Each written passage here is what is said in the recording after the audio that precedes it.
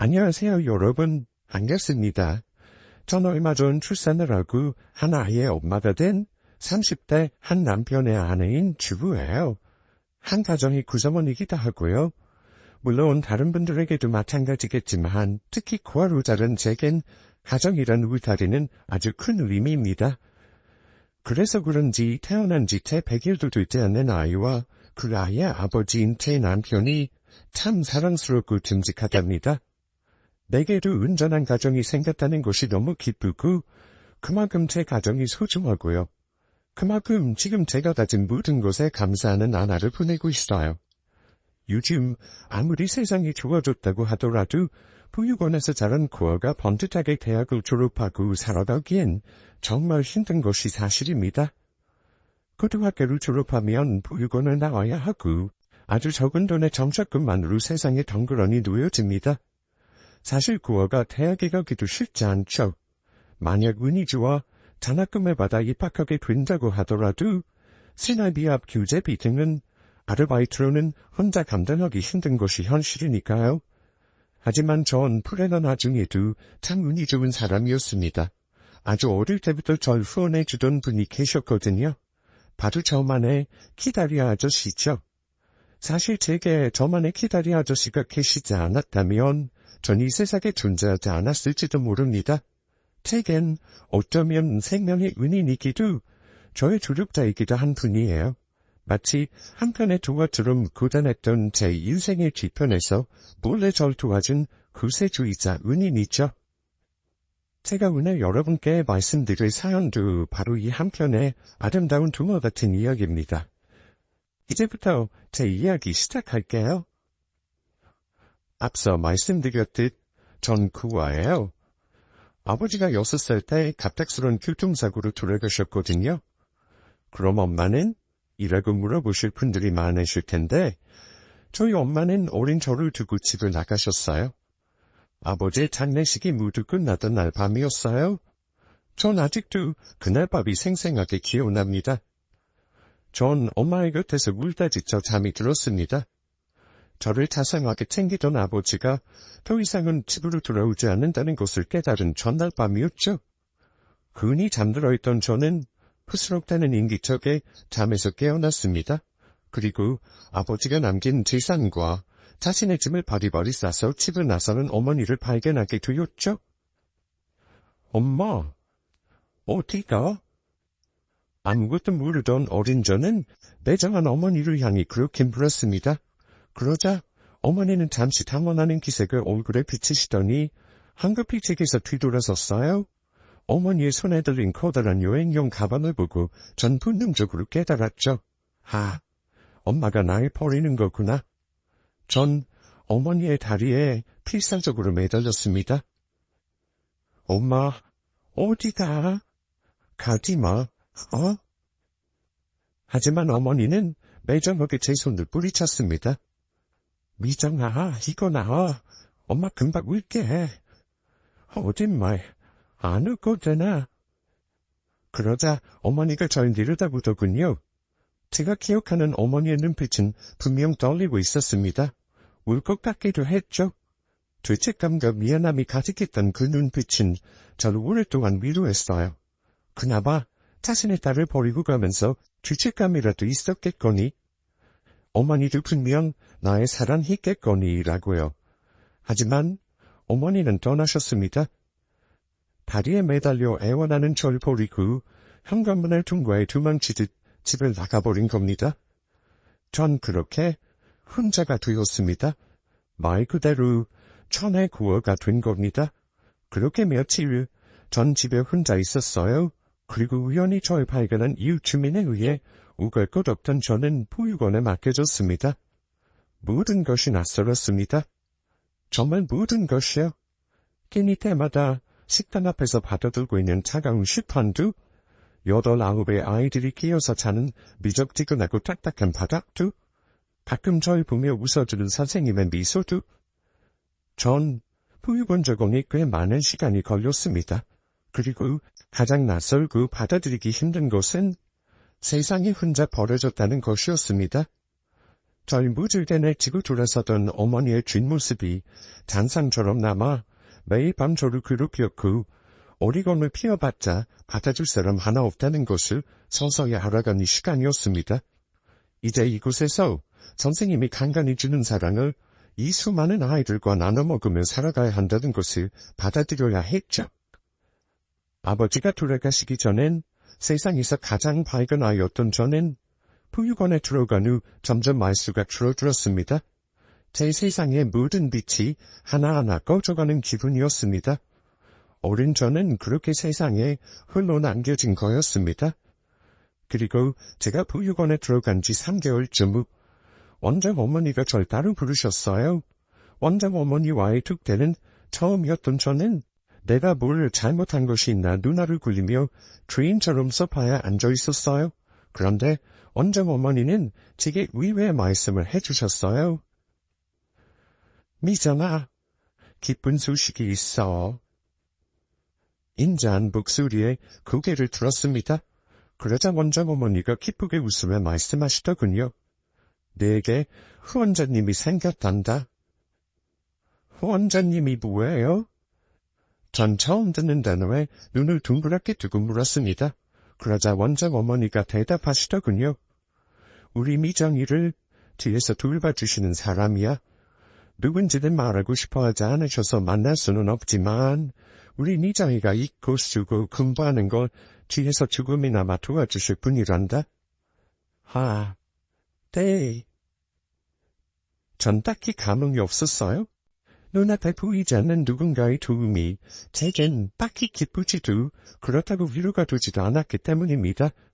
그때 참 어리기도 했으니 후원자의 개념을 이해하기에도 그 필요성을 느끼기에도 어려웠던 것 같아요. 얼굴 없는 후원자의 도움은 제게 크게 와닿지 않았습니다. 가끔 학용품 세트가 오기도 하고 예쁜 옷이 선물로 오기도 했어요. 하지만 제겐 어떤 위로도 되지 않았죠. 누군가의 정이 그리운 제 마음은 점점 병들어가고 있었습니다. 제가 문예병이 발병한 건 8살 때입니다. 그때쯤 악몽을 자주 꿨는데 꿈 내용이 끔찍했습니다. 바로 엄마가 집을 나가던 밤이 고스란히 꿈속에서 재생되는 거였습니다. 그 꿈속에 전 울고 있었고 엄마가 나간 현관을 열고 나가 엄마를 밤새 찾으러 다녔습니다. 그렇게 꿈에서 깨보면 전 늘 바뀌었습니다. 어떤 때는 운동장 한복판이었고 어떤 때는 보육원 근처 풀숲이었어요. 제 발은 늘 만신창이로 더러워져 있었고 어떤 때는 옷에 소변을 보기도 했어요. 전 그럼 울면서 다시 보육원으로 돌아갔어요. 엄마를 찾을 수도 그렇다고 갈 곳도 없는 버림받은 고아라는 것은 너무도 잘 알고 있었기에 제가 돌아갈 곳은 보육원뿐이었습니다. 그렇게 제 묵념봄은 깊어지고 있었습니다. 전 그렇게 매일 밤 꿈속에서처럼 엄마를 찾아 밖을 배회했어요. 그리고 머지않아 보육원 선생님들께서 알게 되는 사건이 발생합니다. 간담회 보육원을 둘러보시던 선생님 한 분이 제가 사라졌다는 걸 알게 되신 거예요. 선생님들 사이에선 비상이 났습니다. 아이들이 깨워 물어보니 미정이가 밤에 혼자 나가는 것을 몇 번이나 본 적이 있다는 증언과 혼자 운동장에 서 있는 것을 본 적이 있다는 증언까지 나오게 되었어요. 그날 보육원엔 비상이 걸렸다고 해요. 모든 선생님과 관리인들이 절 찾아 나섰었대요. 그 시간 전 꿈속에 있었어요. 엄마를 찾아서 하염없이 길을 걷고 또 걸었어요. 발이 찢어지는 고통도 있었고 뭔가 엄청나게 힘든 길을 오르는 기분이었는데 눈앞은 깜깜해서 아무것도 보이지 않았어요. 내가 지금 어디를 걷고 있는지 어디를 헤매고 있는지 전혀 인지되지 않았어요. 그리고 그날 제 꿈은 유독 두렵고 무서웠어요. 짐승이 우는 소리가 들리는 듯도 했고 무척 춥기도 해 우두루들 떨었어요. 발은 따갑고 아렵고 축축했죠. 아무리 헤매도 떠난 엄마는 보이지 않았어요. 아니, 앞에 안개가 낀 것처럼 한 채도 보이지 않았다는 게 맞아요. 그렇게 저는 걷고 또 걷고 넘어지면 일어나서 걷고 엄마를 나지막이 부르며 계속해서 걸어 다녔습니다. 그렇게 한참을 헤매는데 갑자기 눈앞이 환해졌어요. 그리고 바로 한 발자국 앞에서 엄마의 뒷모습이 보였죠. 엄마! 전 망설임 없이 발을 내디뎠습니다. 그리고 곧 누군가 날 낚아채 잡는 것이 느껴졌어요. 그리고 제 이름을 부르는 낯선 목소리가 들렸죠. 미정아! 전 그제야 번쩍 눈을 떴습니다. 그리고 전 한 아저씨 품에 안겨 있었어요. 전 눈을 껌뻑껌뻑 떴습니다. 전 주변을 둘러봤어요. 온통 산과 바위 그리고 풀숲이 가득한 곳은 어둠 천지였어요. 오직 그 아저씨가 던진 듯 보이는 바닥에 널브러진 밝은 후레쉬만이 어둠 속 빛의 전부였죠. 아저씨 얼굴 또한 깊은 그늘로 어둠에 파묻혀 있었습니다. 미정아, 괜찮아? 다만 진심으로 절 걱정하는 듯한 목소리만이 들려왔죠. 전 잠이 덜 깬 눈으로 엄마가 서 있었던 곳으로 눈을 돌렸습니다. 때마침 후레쉬 빛이 그쪽을 비추고 있었습니다. 그곳은 낭떠러지였어요. 아주 높아서 바닥이 보이지 않았죠. 하마터면 잠재의 낭떠러지를 떨어질 뻔한 아찔한 상황에 이 정체 모를 아저씨가 절 구한 거였더라고요. 미정아. 아저씨는 절 품에 안고 깊은 안도의 한숨을 내쉬셨습니다. 전 아저씨의 등에 업혀 산길을 내려왔습니다. 발은 가시덤불과 돌멩이에 까여 새빨갛게 붓고 까져 있었고 피가 나타났고 아팠습니다. 낯선 아저씨 등이 왜인지 따뜻했어요. 그 아저씨가 누군지, 왜 날 구해줬는지, 그리고 업힌 나는 어디로 가는지도 모른 채 그저 오랜만에 느껴보는 사람의 체온에 몸을 기댔습니다. 전 그때 무척 지치고 놀란 상태였거든요. 지금 생각해보면 낯선 사람에게 업혀가는 게 참 위험한 일이었지만 그때 저는 어렸고 그리고 사실은 정이 무척 그리웠던 것 같아요. 그저 그 아저씨의 등이 참 넓고 좋았으니 말이죠. 전 아저씨에게 물었습니다. 아저씨 누구예요? 그러자 아저씨가 잠시 멈칫하는가 싶더니 대답하더군요. 글쎄, 날 뭐라고 설명해야 좋을까? 그냥 널 무척 걱정하는 아저씨? 하며 멋쩍게 웃더군요. 전 그렇게 얼굴도 모르는 아저씨의 등에 업혀 산을 내려왔어요. 보육원은 한밤중에 사라진 저로 인해 발칵 뒤집힌 상태였습니다. 원생들은 물론 선생님들도 모두 잠을 자지 못하고 저를 찾고 있었던 거예요. 제가 도착하자 혹시 제가 돌아올지 몰라 보육원을 지키고 있던 원장 선생님이 뛰어오셨어요. 비서가, 세상에 어디 다친 곳은 없어? 저는 고개를 끄덕였습니다. 그러자 아저씨가 절 내려놓으시더군요. 그때 전 처음 아저씨 실루엣을 확인했습니다. 아저씨는 키가 무척 컸어요. 키가 하도 커서 얼굴이 보이지 않을 정도였죠. 아저씨는 쓰고 있던 캡모자를 다시 깊이 눌러쓰고 말했습니다. 산에 올라 건너봐요. 발을 좀 다친 것 같아요. 아까 보니까 얼굴에 나무가지가 스쳤는지 상처가 났어요. 잘 좀 치료해주세요. 아이고 세상에. 저 산을 이 밤에 이 어린애 혼자. 감사합니다. 감사해요 혼자님. 이 밤에 달려오시고. 감사한요 무슨. 미정이가 없어졌다는데 당연히 와야죠. 찾아서 좀만 다행입니다. 혼자? 전의 순간 심장이 두근했습니다. 이 넓은 등에 큰 키의 자상한 아저씨가 혹시 내 후원자일까? 무엇이 되었든 전 그냥 아저씨가 좋았습니다. 제 생명이 은인이기도 했지만 무엇보다 아버지가 돌아가시고 어머니에게 버림받은 후 처음으로 느껴본 사람의 운기였으니까요. 아저씨가 제 후원자님이에요? 전 그리 물으며 아저씨의 바지를 꼭 잡았어요. 아저씨는 제 손을 물끄러미 내려다보시더군요. 그리고 말씀하셨어요. 후원자가 아니고 그냥 아저씨. 네가 무슨 일 있으면 한달음에 달려올 널 걱정하는 아저씨. 그 말이 왜 그리도 따숩던지요. 창자투성인 여린 심장에 난 생태기를 하나하나 태워주는 것만 같았습니다. 아저씨는 그렇게 말씀하시며 절 내려보시다가 원장님을 쳐다봤습니다. 전 이만 가봐야겠어요. 내일 아침 일찍 일어나고야 해서 미정이 문유병에 대한 병원비는 걱정하지 마시고 꼭 병원 데리고 가주세요. 부탁드리겠습니다. 네, 알겠습니다. 오늘 정말 고생 많으셨어요. 얼른 올라가 보세요. 아저씨의 바지 운동으로 따뜻해졌던 제 소나기로 찬바람이 들었습니다. 아저씨는 그렇게 떠난 거예요. 전 그런 아저씨의 뒷모습을 바라봤습니다. 커다란 키가 만든 멋들어진 그림자가 휘적휘적 제게서 멀어졌습니다. 키다리 아저씨다. 키다리 아저씨. 전 그렇게 혼잣말을 중얼거렸죠. 전 원장실에 올라가 원장님이 타주신 따뜻한 코코아를 먹었습니다. 이야기를 들어보니 상황이 이렇게 된 거더군요. 전 하염없이 길을 헤맸나 봐요. 그리고 깊어진 묵유병이 절 산까지 데리고 간 거였죠.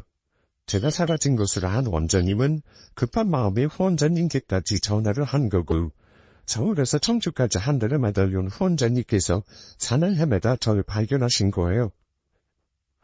하마터면 큰일 날 뻔했다. 우리 미정이, 널 어쩌면 좋니? 원장님은 절 품에 안아 넣으시며 후후 깊은 한숨을 내쉬셨어요. 전 그 후에도 자주 아저씨를 떠올렸어요. 좋은 사람, 따뜻한 사람. 전 보이지 않던 아저씨의 얼굴을 혼자 상상으로 그려보며 시간을 보냈습니다. 그럴 때마다 혼자라는 생각은 들지 않고 외롭지도 않았어요. 병원에선 묵유병인 별다른 치료 방법이 없다며 안정적인 환경과 좋은 수면이 필요하다고 했죠. 그런데 무슨 일이었습니다. 저는 여전히 딱딱한 마룻바닥에서 잠들었고 여전히 전 보육원에서 불안정한 생활을 했지만 왠지 묵유병은 사라졌어요. 전 아직도 그때 묵유병이 사라진 것이 아저씨라는 존재 덕분이 아닌가 생각한답니다. 그렇게 시간은 흘렀습니다. 다른 후원자들과 다르게 아저씨는 절 부러우지 않았습니다. 다만 정기적으로 용돈과 학용품, 필요한 옷가지들을 사서 보내주셨죠. 큰 돈도 아니었고 고급스러운 옷들도 아니었지만 전 아저씨가 보내주신 선물에 크게 기뻤습니다. 혹시 편지는 없을까 기적해보기도 했고요. 하지만 아저씨에게선 편지가 오지 않았어요. 그래도 전 슬프지 않았어요. 언제든 제가 무슨 일이 있으면 달려와줄 존재가 있다는 것만으로도 큰 위로가 되었으니까요. 전 원장님께 부탁해서 한 달에 한 번 아저씨에게 편지를 썼어요. 그간 어떤 일이 있었는지, 어떻게 지내고 있는지, 당신이 내게 어떤 의지가 되는지. 하지만 아저씨에게서는 답장은 없었습니다. 그렇게 얼마 전의 시간이 지났고 전 10살이 되었습니다. 그때 보육원엔 크다면 크고 작다면 작은 변화가 있었는데요. 원장님께서 병을 얻으셔서 일을 그만두게 되셨습니다. 그러면서 새 원장님이 왔고 보육원의 분위기는 확연하게 바뀌었습니다. 물론 더 좋게 바뀌었다면 좋았겠지만 그렇지 못했습니다. 원장님은 남자분이었는데 그분이 부임하자마자 원생들의 식사부터 눈에 띄게 바뀌게 되었습니다. 무리해서라도 잘 먹이려고 했던 전 원장님에 비해 현 원장은 조금이라도 아끼려는 사람이었습니다. 안 그래도 모자라던 영양은 형편이 없어졌죠. 그런데 반찬이 형편없어진 건 문제가 되지 않았습니다. 문제는 따로 있었죠. 바로 못 먹는 음식을 억지로 먹이려 했다는 겁니다. 한 번은 콩나물을 잔뜩 묻혀서 그걸 다 먹을 때까지 다른 반찬을 주지 않았습니다. 사실은 제가 콩나물을 못 먹거든요. 그 특유의 비린 맛이 역해서요. 그런데 제가 그걸 먹지 않고 남기자 급식실 순찰을 두던 제 앞에 서 있던 원장님이 저를 쳐다보며 그러더군요. 미정아, 너 이거 다 먹을 때까지 다른 반찬 먹지 마. 원장님, 저 콩나물을 못 먹어요. 제가 주눅 들어 그리 말하자 원장님이 그러더군요. 편식하면 나쁜 어린이지. 그리고는 앞에 턱을 개고 앉아서 제가 억지로 그 콩나물을 다 먹을 때까지 지켜보고 있었습니다. 전 원장님의 눈치를 살피며 꾸역꾸역 콩나물을 먹었고 원장님은 그런 제게 웃으며 그러더군요. 그래야지 버림 안 받지 우리 미정이.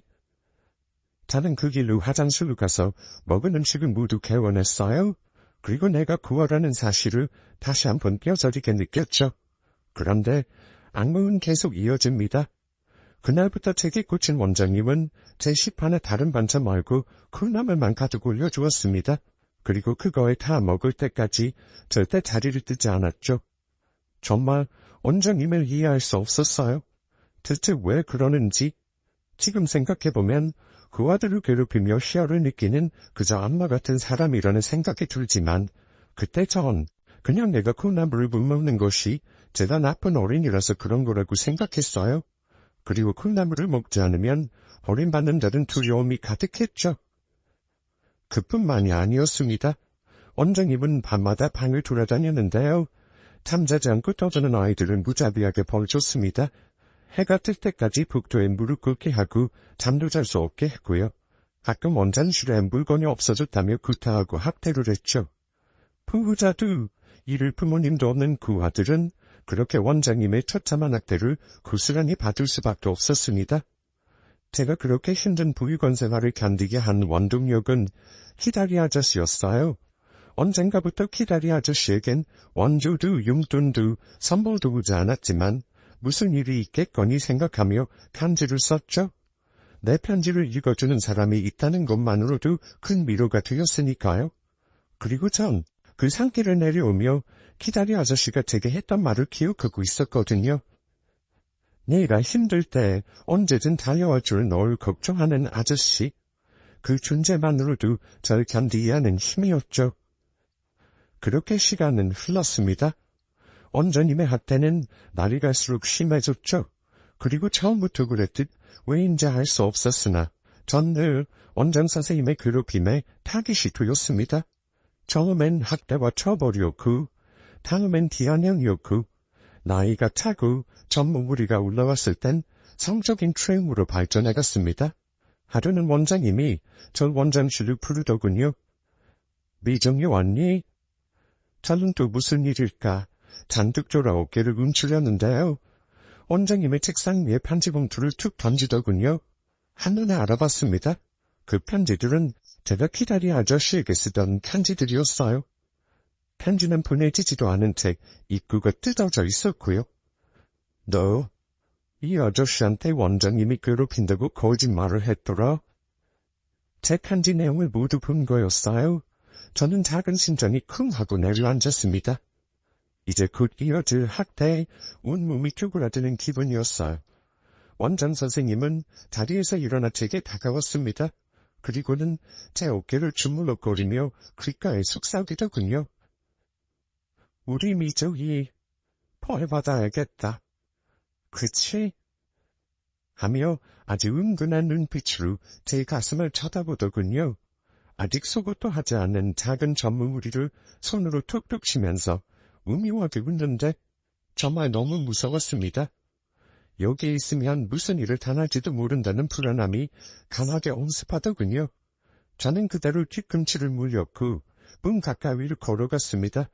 그리고 제 뒷머리에 문고리가 팍 걸리는 순간 원장님은 세게 밀쳐내고 원장실 문을 열고 도망쳤습니다. 전 뛰었죠.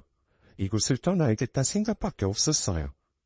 방으로 돌아가 치가방과 옷까지 몇 개만 챙겨들고 보육원을 뛰쳐나왔습니다. 전 뛰고 또 뛰었어요. 정신을 차려보니 화려한 불빛이 보이기 시작하더군요. 돈도 없고 갈 곳도 없는 저는 하염없이 걸었습니다. 정말 세상이 혼자 버려진 기분이었어요. 아니, 그때 전 정말 세상이 혼자 버려졌죠. 눈물 범벅이 되어 걷고 있는데 너무도 두렵더라고요. 취객들도 너무 많고 어지러운 세상에 시야가 휘청거렸습니다. 지옥 같기만 했던 보육원을 뛰쳐나오면 천국이 펼쳐질 거라고 믿었지만 그렇지 않았어요. 세상은 더욱 독하고 무서운 지옥 같았습니다. 그리고 딱 한 사람이 생각나더군요. 바로 키다리 아저씨였죠. 전 기억을 더듬었습니다. 어릴 때부터 편지를 썼기에 아저씨의 두 손은 금방 떠올랐죠. 서울이었어. 전 곧장 버스터미널로 향했고 정말 얼마 남지 않던 돈을 탈탈 털어 버스를 타고 무작정 서울로 향했어요. 그리고 2시간 남짓 달렸을까요? 서울 터미널에 도착했죠. 난생 처음 와보는 서울은 별천지였습니다. 그리고 무서운 곳이었죠. 하지만 전 두렵진 않았어요. 무조건 아저씨를 만나야겠다는 맹목적인 생각만이 가득했어요. 전 물어물어 아저씨가 사는 집으로 향합니다. 그리고 정말 많은 길을 돌아 헤매 아저씨 집 앞에 도착했습니다. 아저씨 집은 허름한 빌라였어요. 아저씨 집은 2층이었죠. 제가 도착했을 땐 이미 밤이 깊어 있었어요. 자정이 훌쩍 지난 시간이었고요. 전 몇 번이나 망설이다가 아저씨 집 초인종을 눌렀습니다. 몇 번이나 눌렀지만 안에서는 인기척이 없었어요. 전 쪼그려 앉아 밤을 지나 아침을 맞이했습니다. 제가 잠시 설잠에 빠졌을 때였습니다. 누군가 저를 툭툭 건드리며 부르더군요. 얘야. 제가 고개를 들자 한 아주머니가 저를 내려다보고 계시더군요. 너 여긴 누구 찾아왔니? 저는 천천히 입을 열었어요. 정준환 씨요.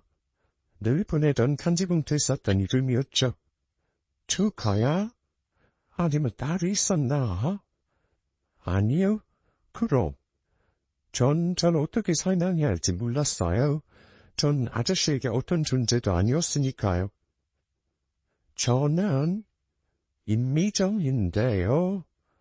아저씨가 후원해주고 계세요. 그러자 아줌마는 아하며 반가운 기색으로 절 보셨어요. 네가 매일 편지 보내던 그 애구나. 청주에서. 그치? 어떻게 아세요? 그러자 아줌마는 알겠다는 듯 고개를 끄덕였습니다. 내가 그 편지 정시업은 모아서 전해줬거든. 근데 지금 정시 집에 없어. 배 타러 갔어. 3개월에 한 번씩 집에 돌아와. 하늘이 무너지는 것 같았습니다. 막연히 아저씨만 믿고 있었는데 전 정말 우갈 것 없는 신세가 되어버린 거였어요. 제가 울상을 짓자 아줌마가 절 일으켰어요. 밥 먹었니?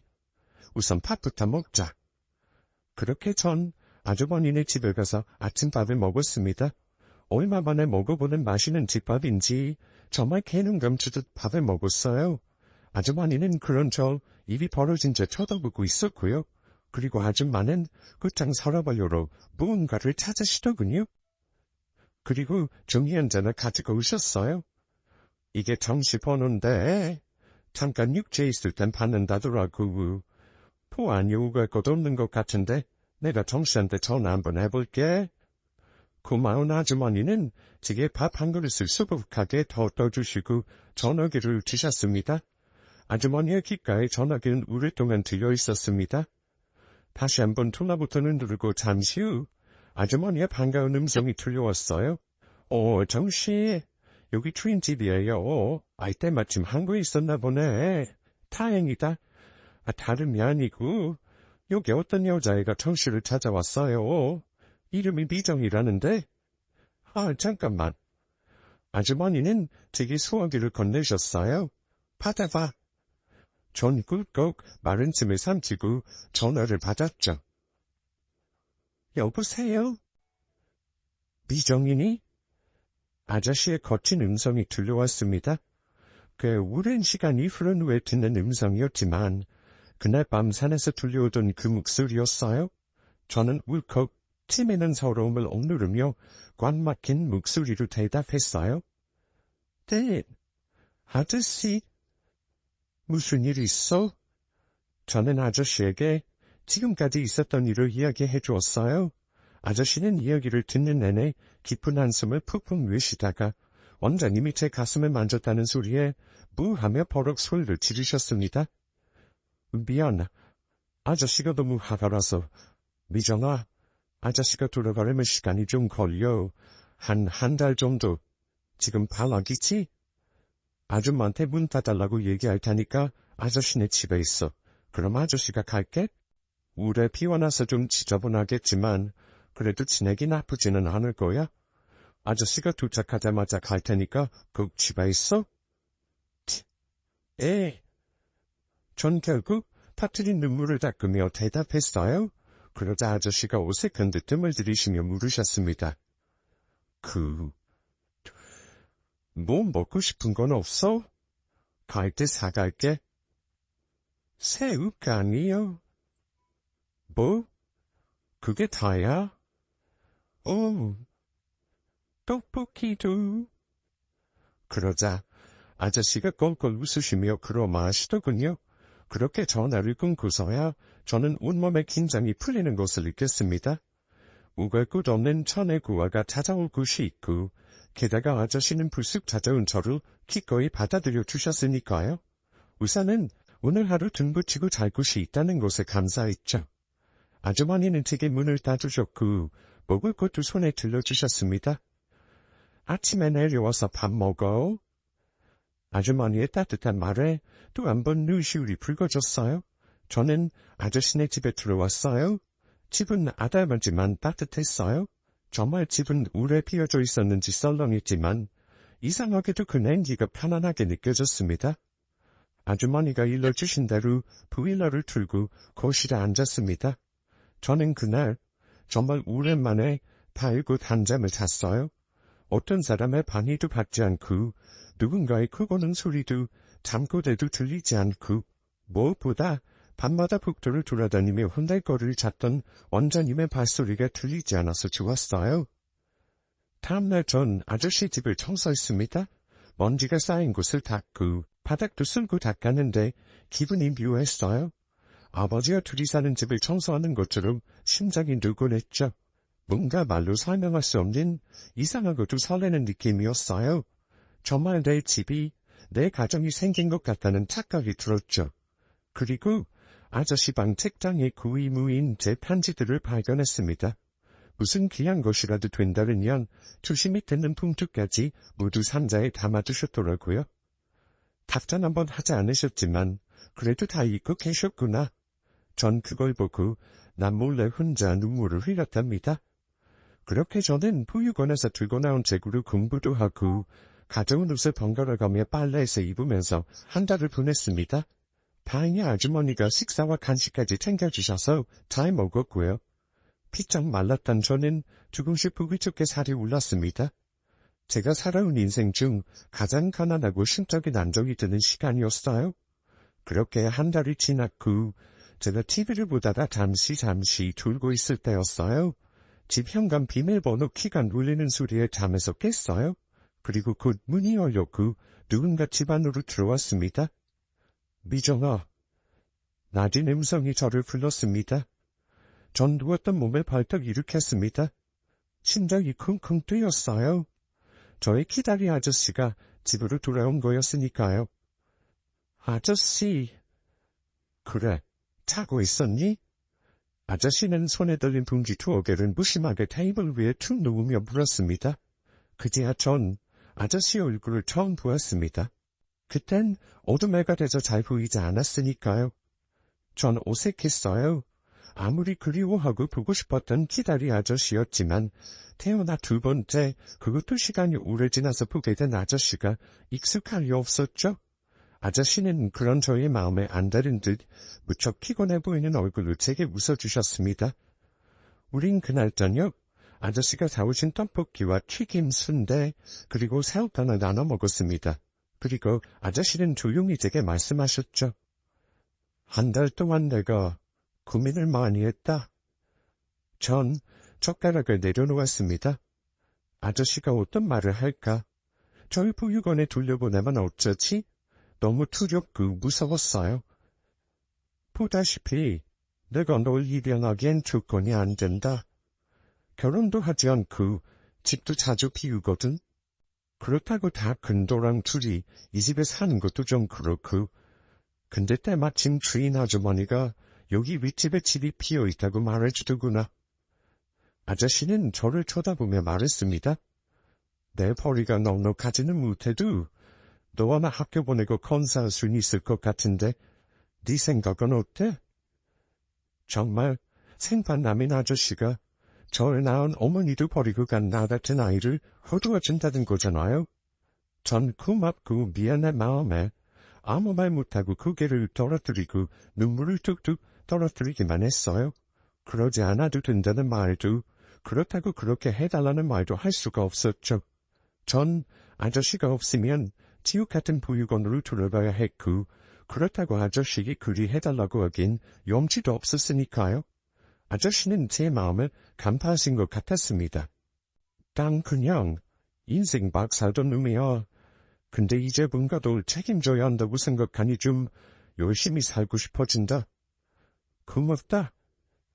그리 말한 아저씨는 쑥스러운지 욕실로 씻으러 들어가 버리셨어요. 전 안도감과 미안함, 북받치는 다양한 감정이 혼자 엉엉 울었습니다. 그렇게 저는 윗집으로 이사를 했고 아저씨와 주인 아주머니의 도움으로 학교도 다닐 수 있게 되었습니다. 아저씨는 배일을 하러 1년에 4-5번 집을 비우셨고 전 그런 아저씨를 기다리면서 착실하게 학교 생활을 했습니다. 그렇게 시간이 지나 제가 고등학생이 되었습니다. 전 눈에 띄게 밝아져 있었고 아저씨는 늘 한결같이 무뚝뚝하셨죠. 그때 저와 아저씨에겐 참 많은 변화가 있었습니다. 전 첫 아르바이트를 시작하게 되었고 아저씨는 더는 바다 일을 하러 나가지 않으셨어요. 이제 미정이 너도 너무 컸고 이 위험한 곳에 긴 시간 밖은 널 혼자 둔 건 더는 못하겠다. 게다가 이제 너 대학도 가야 하는데 돈도 좀 많이 벌어야 하지 않겠어? 그래서 이제 사업을 시작해보려고. 그렇게 결심한 아저씨는 그간 모아두신 돈으로 조그만 사업을 시작하셨어요. 수산 도매업이었는데 처음엔 벌이가 시원치 않았다가 곧 아저씨의 인맥이 빛을 발해 사업이 순항하기 시작했습니다. 그렇게 시간이 또 흘렀고 아저씨는 이제 큰돈을 버는 사업가가 되셨어요. 그리고 전 좋은 대학에 똑하니 합격했죠. 아저씨는 무척 기뻐하셨어요. 평소 잘 웃지 않은 얼굴이었지만 미소를 감추지 못하셨죠. 정말 아버지 같았습니다. 그렇게 전 대학에 들어갔고 아저씨와 전 그 좁은 빌라를 떠나 좋은 아파트로 그리고 오피스텔로 각각 이사까지 하게 되었습니다. 아저씨는 직장이 있는 곳에 그리고 전 학교가 가까운 곳으로 그렇게 좋은 집은 필요 없다고 했지만 아저씨는 막무가내였어요. 그렇게 전 대학에 들어갔고 어둡기만 하던 미정이는 이제 그래도 조금은 밝은 아이가 되어 대학 생활을 시작했습니다. 그렇게 전 연애도 하게 되었고 대학을 졸업하고 취직도 하게 되었죠. 전 취직해 아저씨에게 빨간 속옷을 선물했습니다.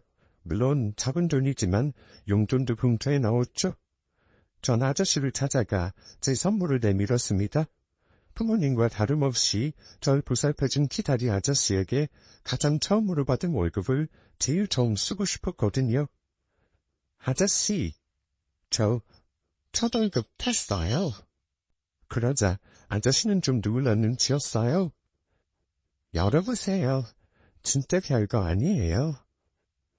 아저씨가 지금까지 제게 주신 사랑이 얼마나 큰데 정말 손이 부끄러워졌습니다. 그러나 아저씨는 되려 버럭 화를 내셨죠. 아니, 이런 걸 왜 사왔어? 비쌀 텐데. 하나도 안 비싸서 죄송한걸요. 하지만 아저씨는 제 말 따윈 들리지 않은지 연시 손을 꿈틀거리며 속옷을 만지지도 못하셨어요. 아이고, 이걸 내가 아까워서 어떻게 입지? 제가 바라던 아버지, 내가 바라던 부모, 내가 꿈꾸던 일상. 아저씨는 내게 그것들을 선물해 주신 분이셨습니다. 지금 이 순간도 마찬가지였고요. 전 아저씨의 따뜻한 진심을 느꼈고 정말 평생 잘하고 싶다는 다짐을 했죠. 그렇게 시간이 뚝 흘렀어요. 그리고 제가 결혼을 하게 됩니다. 바로 지금의 남편과요. 전 남편에게 제 사연을 모두 털어놓았고 남편은 지금까지 고생 많았다면서 절 안아주었습니다. 그리고 남편은 제 기다리 아저씨에게 꼭 허락을 받고 싶다고 하더군요. 전 아저씨에게 말씀드렸고 아저씨는 흔쾌히 만남을 허락하셨어요. 세 사람의 식사 자리는 긴장감이 가득했습니다. 정말 사위와 장인이 있으면 이런 분위기일까 싶을 정도로 숨이 턱턱 막혔죠. 긴장감을 깬 건 아저씨의 묵직한 음성이었습니다. 모든 사람이 다 그렇겠지만 특히 우리 미정이는 행복해야만 하는 아이야. 자네 무슨 말인지 알아? 네, 알고 있습니다. 미정이는 그거가 아니야. 내가 뒤에 있어. 우리 미정이 힘들게 하면 내가 절대로 가만두지 않을 곳에. 명심하겠습니다. 아저씨의 나이선 음성에도 남편은 고개를 숙이며 대답했어요. 그러자 잔뜩 구겨졌던 아저씨의 미간이 파졌어요. 그럼 됐네. 고맙네. 내게 인사 와주어서. 그런데 부탁이 있습니다. 남편의 말에 아저씨가 모든 말해보라고 대답하셨고 남편은 저희 결혼식 축사를 좀 부탁드리고 싶습니다. 내가? 네, 부탁드립니다. 아저씨는 잠시 망설이시다가 결국 승낙하셨고 그렇게 저희는 결혼식을 하게 됩니다. 당연히 제 아버지 자리엔 아저씨가 앉으셨죠. 행복한 결혼식은 순탄하게 진행되었습니다. 그리고 곧 아저씨의 축사 순서가 다가왔습니다. 다음은 신부인 미정영의 아버지이시죠. 히다리 아저씨인 정준하님의 축사가 있겠습니다. 아저씨는 긴장한 표정으로 단단히 서셨습니다. 미리 준비하신 종이를 꺼내고 마른 입술에 침을 여러 번 축이고서야 입을 여셨죠. 그리고 아저씨의 축사에서 밝혀진 사연은 저를 오열하게 하고 맙니다. 안녕하십니까? 정준환입니다. 아까 사회자분이 저와 아버지이자 히다리 아저씨라고 소개했는데 저는 사실 미정이에겐 죄인입니다. 라며 꺼낸 아저씨의 이야기는 절 놀라게 할 수밖에 없었습니다.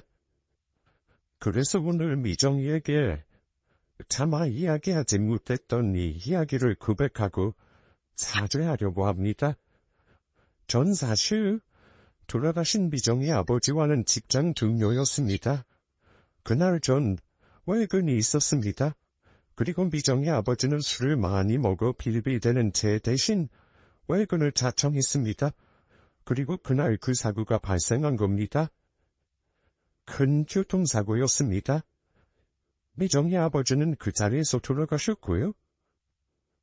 만약 제 대신 외근 나간다는 미정이 아버지를 말렸더라면 아마 지금 이 자리엔 제가 아닌 미정이 아버지가 서 계셨을 겁니다. 아저씨는 눈물이 차오른 얼굴로 놀란 얼굴에 절 바라보셨습니다. 미안하다 미정아. 너에게 그 죄를 그리고 네 아버지에게 은혜를 꼭 갚아내겠다고 생각해서 널 후원하기 시작했어. 입양하고 싶었지만 난 널 데려올 여건이 되지 않았거든. 널 위해 뭐라도 더 해주고 싶은데 형편은 녹록지 않고 그게 속상해서 배를 타게 되었어. 그럼 네게 좀 더 나은 후원을 해줄 수 있을 것 같았어. 그러다 네가 내게 왔고 널 곁에서 돌볼 수 있게 되니 내 마음은 한결 편해졌어. 그런데 어느 순간 알게 되었어. 넌 내게 갚아야 할 죄책감이 아니라 선물이었다. 너로 인해 살아갈 의미를 찾게 되고 더 열심히 살아야겠다는 힘이 생기고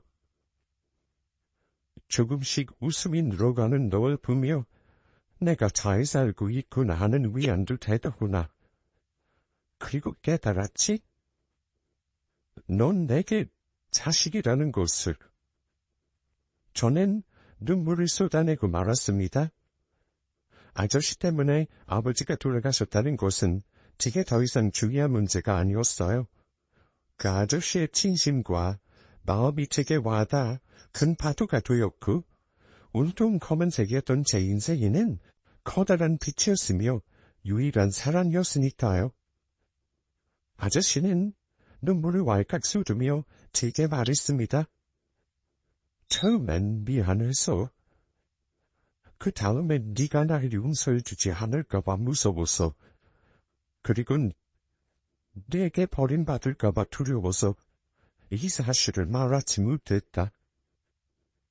그런데 김서방이 내게 이 축사를 부탁하는 순간 결심했다. 앞으로 찬란하게 빛날 너의 앞날이 시작될 이날, 네게 모든 사실을 말하고 용서를 구하기로. 이런 날, 용서해 줄 수 있겠니? 전 거침없이 대답했습니다. 당연하지, 아저씨. 당연히, 너무도 당연히요. 그렇게 저와 아저씨는 울었고, 제 남편도 끝내 눈물을 보이고 말았습니다. 아니, 그 자리에 있던 모든 사람이 감동의 눈물을 흘렸죠. 그리고 아이를 낳은 날, 아저씨는 불이 나게 달려오셨어요. 그리고 아이보다 절 먼저 찾으셨죠. 미저와 괜찮아. 제가 고개를 끄덕이자 이제야 안심했다는 듯 제게 그러셨어요. 고생했어, 내 딸. 그렇게 저희는 가족이 된 겁니다. 세상에 수많은 가족의 형태들이 존재하잖아요. 아저씨와 저 또한 피를 나누지도 법적으로 얽히지도 않았지만 이만하면 가족이 아닐까요? 외롭고 혼자였던 세상에 덩그러니 버려졌던 어린 소녀를 죄책감으로 보듬었던 키다리 아저씨. 제겐 슬펐던 과거도 이젠 추억이 되게 해주신 키다리 아저씨가 있으니 더는 외롭지 않습니다.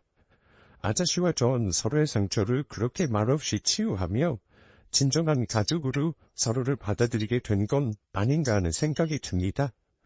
비록 피 한 방울 섞이지 않았지만 아저씨와 전 가족이 되었고 아마도 이건 절 두고 먼저 가신 아버지의 바람이 아니었을까 하는 생각도 글을 쓰면서 들었네요.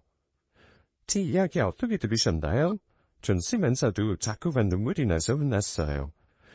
지금까지 제 이야기 들어주셔서 감사해요. 저는 앞으로 힘들었던 만큼 행복할 작정이니 여러분들도 악택같이 행복하시길 바랍니다. 감사합니다.